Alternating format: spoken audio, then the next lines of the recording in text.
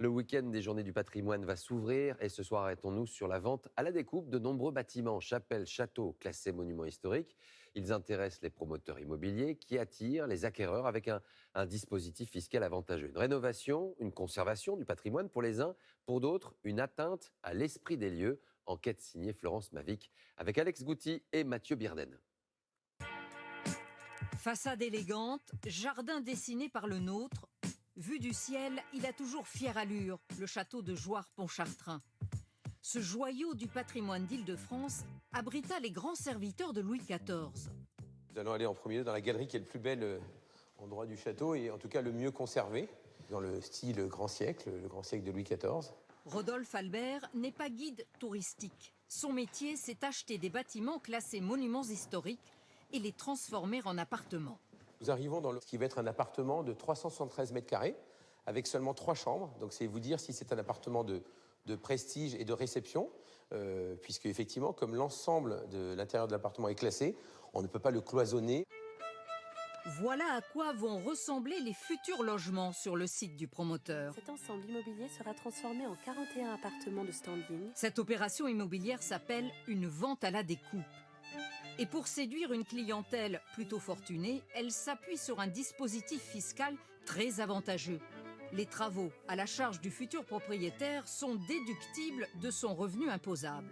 Un coup de pouce accordé par l'État parfaitement justifié pour le promoteur. Là, nous arrivons dans une partie du château qui est considérablement plus dégradée, comme vous allez pouvoir le constater.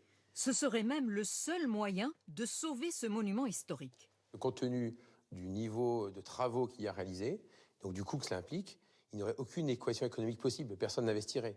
Vous savez qu'en France, on construit pour 1 500 à 2 000 euros du mètre carré. Chez nous, les rénovations, c'est au moins 4 000 euros du mètre carré. C'est pour ça que cet avantage fiscal est une incitation très légitime vis-à-vis des investisseurs. Mais à travers ce mécanisme de défiscalisation, c'est bel et bien l'État, et donc le contribuable, qui prendra en charge une partie des travaux. De quoi contrarier Julien Lacaze. Pour ce défenseur du patrimoine, le château de Pontchartrain devient un outil d'optimisation fiscale au détriment de sa valeur historique. Ce qui m'énerve, c'est d'invoquer l'histoire pour la détruire, en fait. On vend un appartement neuf avec, je dirais, le prestige de l'ancien. Mais là, vous comprenez bien que ça n'a évidemment plus aucun intérêt patrimonial. Là, c'est vraiment un appartement lambda, comme on en verrait partout. Pour un monument historique, c'est pas acceptable. C'est fait pour qu'on puisse entrer, qu'on puisse visiter, qu'on puisse voir une collection. C'est ça, un monument historique. Peu importe si l'ancien propriétaire privé avait vendu les œuvres d'art, sans jamais ouvrir le château aux visiteurs. Julien Lacaze aurait préféré que ce fleuron du XVIIe siècle tombe dans le domaine public. Que son château soit lui aussi vendu à la découpe, impensable pour Emmanuel Pénicaud. Le château de Saint-Saturnin, devenu château de Catherine de Médicis à partir de 1519 jusqu'à sa mort en 1586. 4 siècles plus tard, l'actuel propriétaire met en vente cette illustre demeure située près de Clermont-Ferrand. Elle aussi classée monument historique. Mais pas question de voir des appartements derrière ces murailles et des copropriétaires verrouiller la grille. On est dans un petit village de 1360 habitants, au cœur de l'Auvergne, dans un site extraordinaire. Ce château, c'est aussi le château des habitants. Ils étaient là avant nous, ils seront là après nous. Et c'est important pour eux que ce lieu soit accessible, reste ouvert aussi, pour l'harmonie du village. Refusant les avances d'un promoteur, Emmanuel Pénicaud a confié son affaire à cet agent immobilier spécialisé dans les monuments historiques. Bonjour Monsieur Bess. Bonjour Monsieur Pénicaud. Bienvenue. Merci beaucoup. Merci de nous intéresser à ce lieu. Un marché dynamique qui attire une clientèle française et internationale, surtout pour les biens à proximité d'une grande ville. Et on a restauré les fenêtres, hein. On est revenu au dispositif du XVIe siècle avec les petits carreaux versoufflés, les volets intérieurs en chêne. C'est sûr que ce sont des bâtiments qui ne se transmettent plus maintenant. Donc il y a une rupture générationnelle en ce moment. Et avant, des bâtiments comme le vôtre, c'était assez rare. En ce moment, je dois en avoir 7 ou 8, je dirais, en catalogue, ce qui est tout à fait exceptionnel. Châteaux, mais aussi hôtels particuliers, anciennes casernes, couvents ou hôpitaux. Sur les 45 000 édifices protégés au titre des monuments historiques, environ 500 seraient réhabilités en logement chaque année.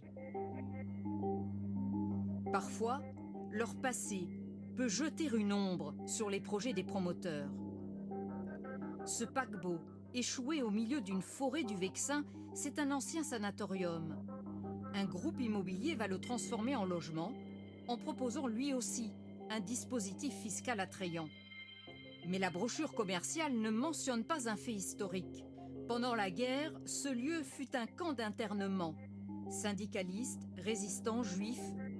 L'association qui perpétue leur mémoire souhaite qu'une plaque commémorative soit apposée. À charge pour Emmanuel Couesnon, le maire de la commune, de faire passer le message aux promoteurs. Il n'est pas contre que c'est quand même un lieu de mémoire, mais disons d'avoir sans cesse cette vue sur tous les noms des prisonniers qui ont été là, c'est pas très vendeur au niveau des acquéreurs. Donc il faut plutôt que ça reste dans les archives de l'histoire alors. Archives de l'histoire, et puis de toute façon on va trouver un compromis. Car ces futurs acquéreurs, pour le maire, c'est aussi de nouvelles taxes locales et l'espoir de voir s'installer des commerces. Pas toujours facile de faire cohabiter un monument historique avec le clocher du village.